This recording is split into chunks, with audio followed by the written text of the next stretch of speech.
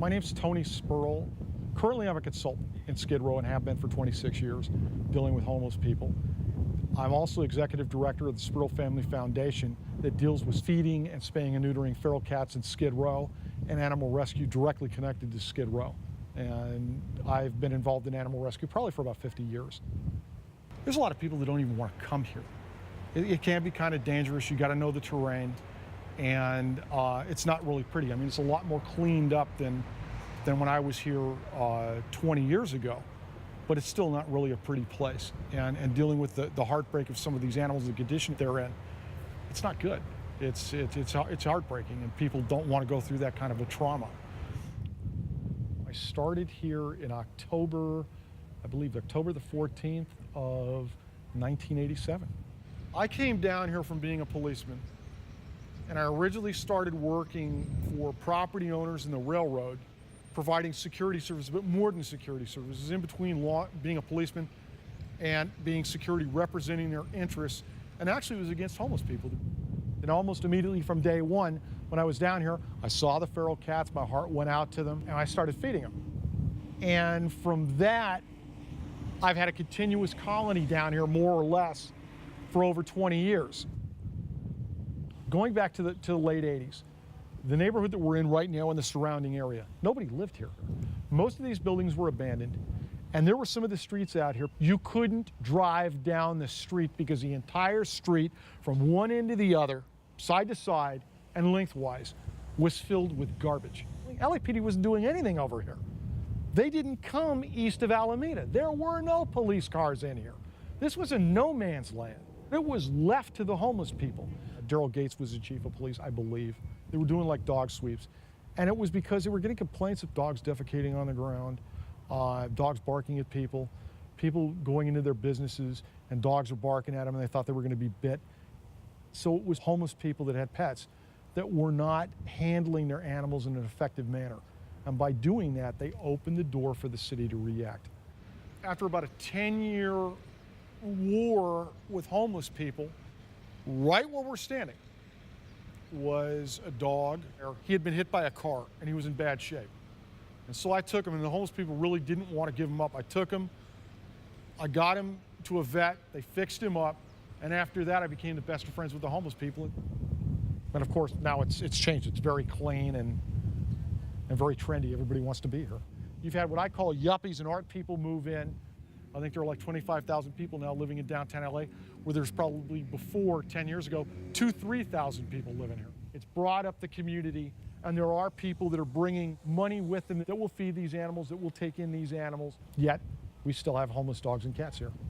Lori Weiss Downtown Dog Rescue was probably the first officially recognized person to start doing something down here. The dog wound up going to the animal shelter because the owner went to jail.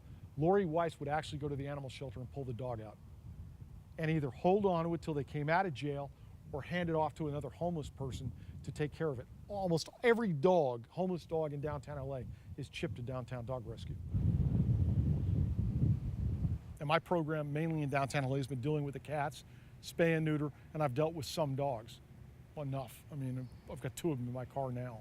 That's Jackie. I rescued her 6 years ago from right within a block of where we're at right now here on Skid Row. She was a puppy, and she was caught between a wall, a brick wall, and a construction container.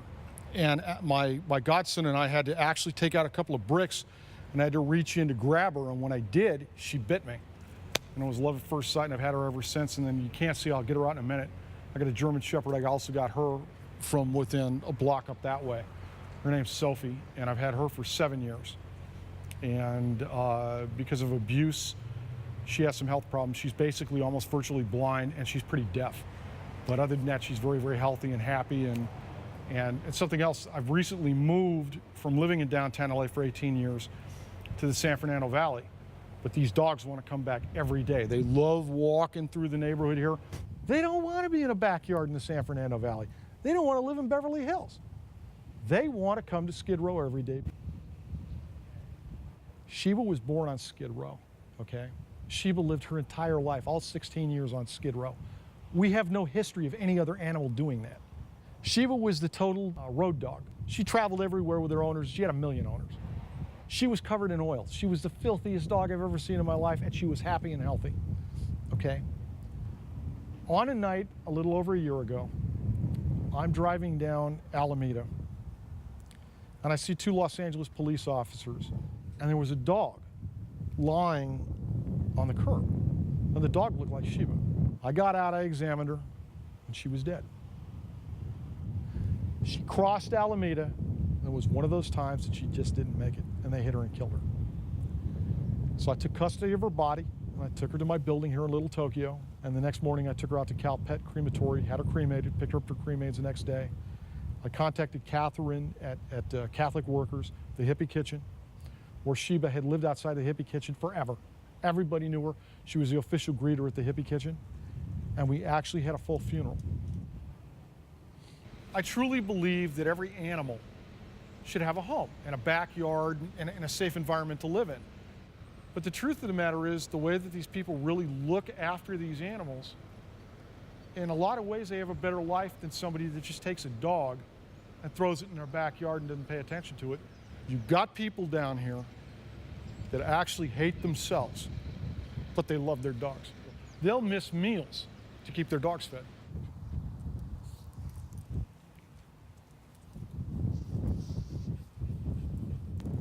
All right, kids.